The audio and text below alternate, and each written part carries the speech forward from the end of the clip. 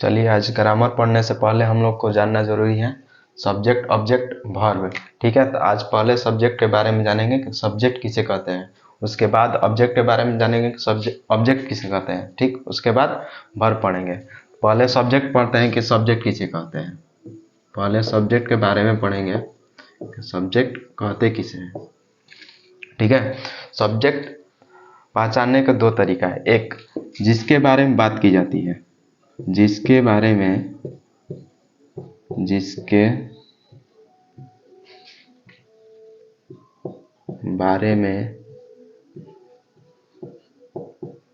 बात की जाती है, बात की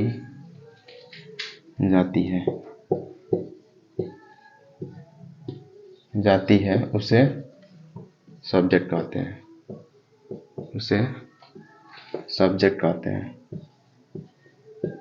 सब्जेक्ट कहते हैं, कहते हैं। एक और इसका परिभाषा होता है, जो काम करता है उसे सब्जेक्ट कहते हैं, जो काम करता है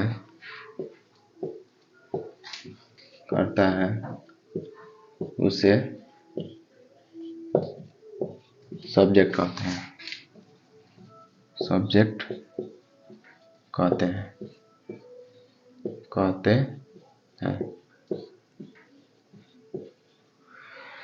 जिसके बारे में बात की जाती है उसे सब्जेक्ट कहते हैं, और जो काम करता है उसे सब्जेक्ट कहते हैं। ठीक है, अब पहचानेंगे कि वाक्य में सब्जेक्ट कौन है, कौन नहीं है। ठीक है, पर लिख लीजिए।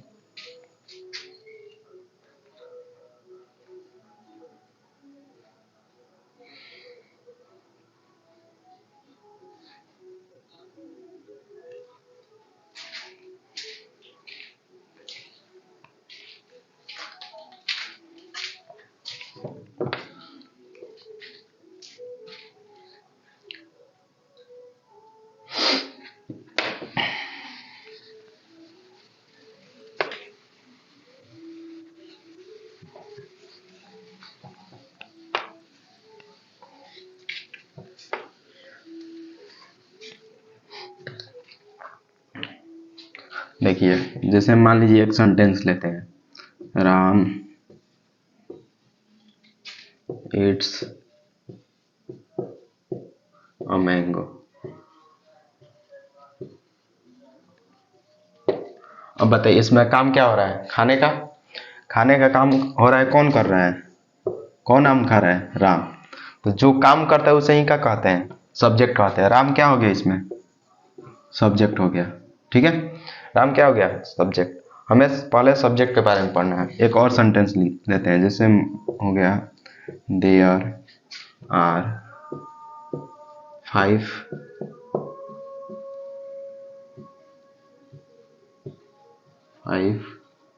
मैंगोज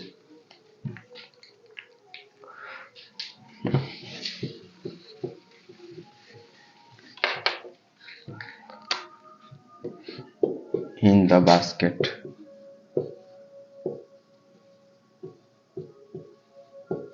अब बताइए इसमें सब्जेक्ट कौन है, इसमें सब्जेक्ट इसका हिंदी क्या होगा, टोकरी में 5 आम हैं। अब बताइए बात किसके बारे में हो रही है, आम के बारे में। तो इसमें सब्जेक्ट क्या हो जाएगा, मैंगोज।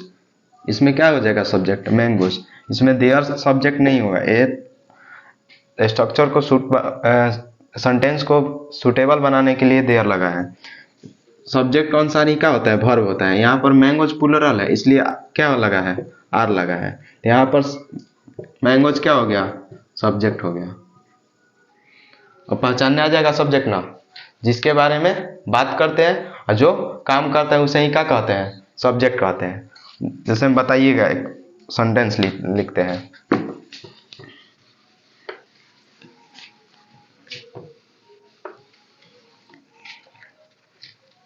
जैसे मैं एक सेंटेंस लिखते हैं, there are 5 Rams in my coaching.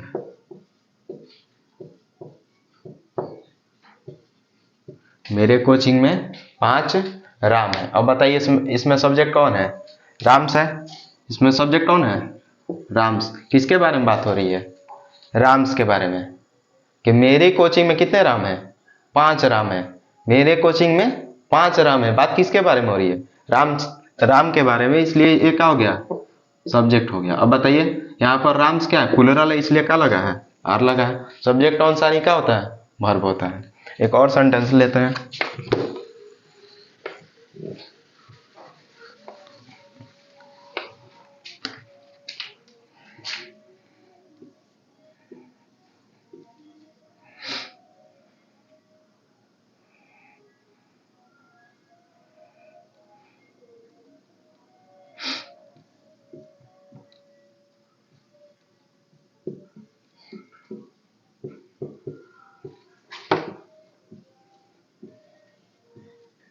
अब बताइए इसमें सब्जेक्ट क्या है? मिल्क है। गायों का दूध क्या होता है? मीठा होता है। इसका हिंदी क्या होगा? गायों का दूध मीठा होता है। गायों का दूध मीठा होता है। अब बात किसके बारे में हो रही है? दूध के बारे में। बात किसके बारे में हो रही है? दूध। मीठा कौन है? दूध। इसलिए मिल्क क्या हो जाएगा? इसमें सब्जेक्ट हो जाएगा। मिल्क क्या हो जाएगा? सब्जेक्ट। इसमें काउ सब्जेक्ट नहीं होगा, क्या होगा? मिल्क सब्जेक्ट होगा। क्योंकि बात किसके बारे में हो रही है? दूध के बारे में। देखिए मिल्क अनकाउंटेबल नाउन है ना, जितना अनकाउंटेबल नाउन होता है उसके साथ क्या लगता है? सिंगुलर वर्ब लगता है, इसलिए क्या लगा है? इज। लेकिन यहाँ पर काउस क्या है? प्लुरल है। अगर ये सब्जेक्ट रहता तो इसका अनुसार क्या होना चाहिए? आर होना चाहिए। लेकिन यहाँ पर ये सब्जेक्ट नहीं है, क्या है? मिल्क सब्जेक्ट है, इसलिए क्या लगा है? इज लगा है। तो इसमें सब्जेक्ट क्या है? मिल्क है। आ गया समझ में? सब्जेक्ट। सब्जेक्ट पहचानने आ जाएगा जिसके बारे में बात करते हैं, जो काम करता है। इसमें तो काम नहीं हो रहा है कुछ। क्या हो रहा है? बात हो रहा है क्या? कि दूध मीठा होता है। तो क्या मीठा है? दूध। ठीक है, सब्जेक्ट पहचानने आ जाएगा अब ना।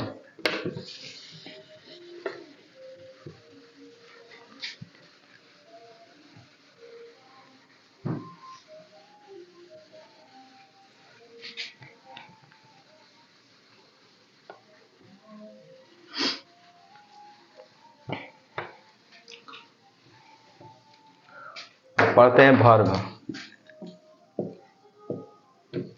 वर्ब भी 2 प्रकार का होता है। एक क्या होता है? एक हेल्पिंग वर्ब, हेल्पिंग वर्ब। एक होता है मेन वर्ब, मेन वर्ब। ठीक है, इसका हिंदी क्या होता है? सहायक क्रिया। सहायक क्रिया। इसका हिंदी क्या होता है? मुख्य क्रिया। मुख्य क्रिया। मुख्य क्रिया लिख लीजिए। ठीक है, एक होता है सहायक क्रिया, एक क्या होता है? मुख्य क्रिया।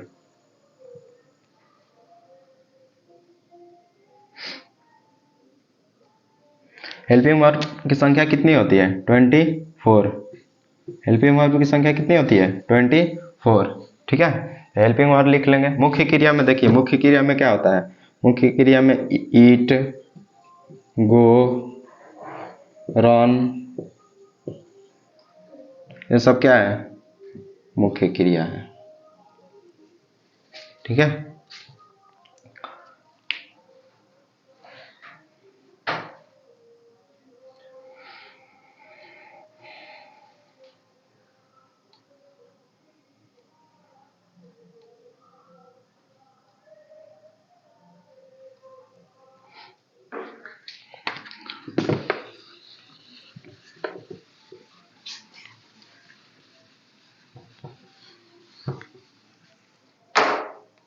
हेल्पिंग वर्ब कितने होते हैं?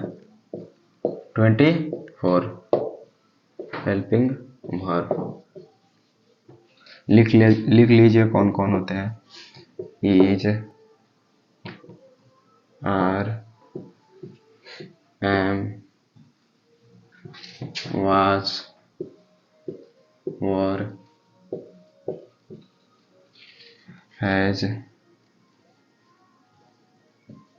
Have, had, do, does, did, can, may, will, shall, could, would, should,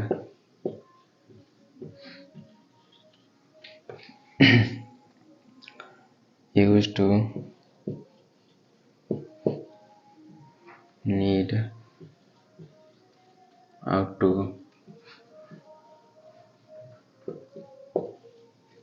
कितना हुआ? 1 2 3 4 5 6 7 8 9 10 11 12 13 14 15 16 17 18 19 20 21 और 3 वो है, क्या है,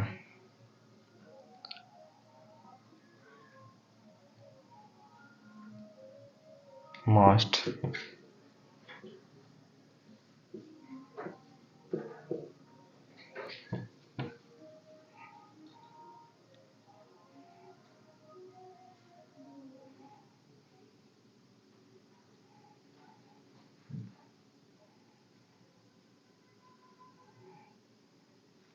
is, are, am, was, were, has, have, had, do, does. 1 2 3 4 5 6 7 8 9 10 11 12 13 14 15 16 17 19 20 21 22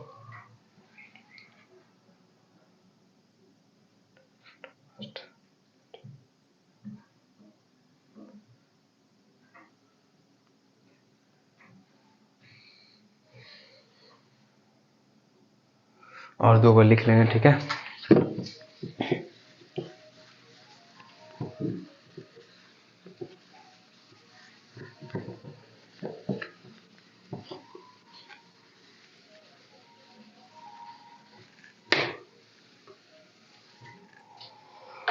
अब पढ़ते हैं ऑब्जेक्ट।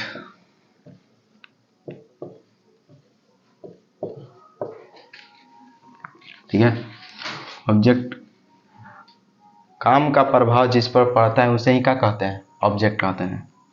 लिख लीजिए, काम का प्रभाव जिस पर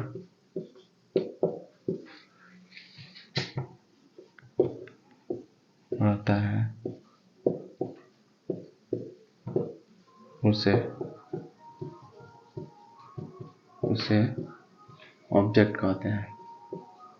ऑब्जेक्ट कहते हैं।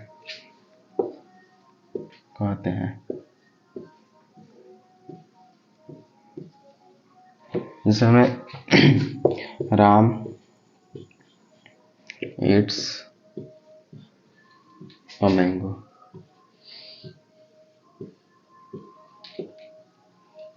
अब बताइए, इसमें काम क्या हो रहा है? खाने का। कौन कर रहा है? राम। तो ये क्या हो गया? सब्जेक्ट। इसमें इट्स क्या है? Main verb.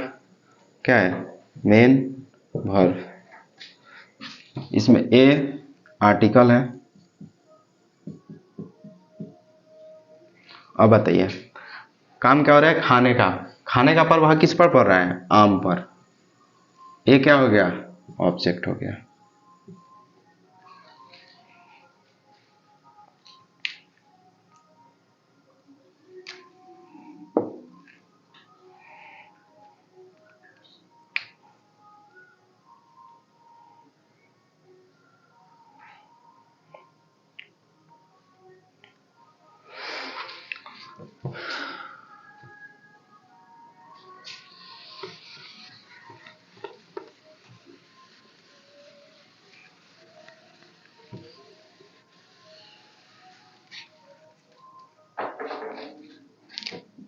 एक और लेते हैं। राम किल्ड श्याम, राम ने श्याम को मारा। अब देखिए काम किसने किया है? राम। तो ये क्या हो गया? सब्जेक्ट। क्या काम हो रहा है? मारने का। ये क्या हो गया? Main verb. Main verb. काम का प्रभाव किस पर पड़ रहा है? श्याम पर। कौन मार खा रहा है? श्याम। तो ये क्या हो जाएगा? ऑब्जेक्ट हो जाएगा। क्या हो जाएगा? ऑब्जेक्ट। आ गया समझ में? Subject object verb.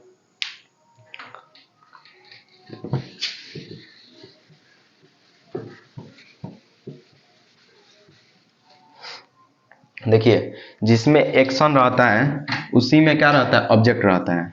मतलब जिसमें कार्य होता है उसी में क्या रहता है? ऑब्जेक्ट रहता है। लिख लीजिएगा नोट में, जिस वाक्य में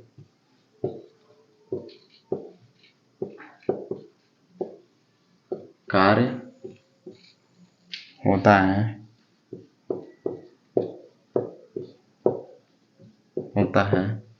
उसमें ही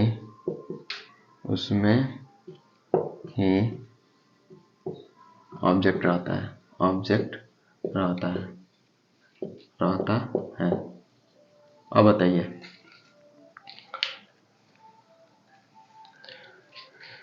जिस वाक्य में कार्य होता है उसी में क्या रहता है? ऑब्जेक्ट रहता है। जैसे में मान लीजिए एक वाक्य लेते हैं,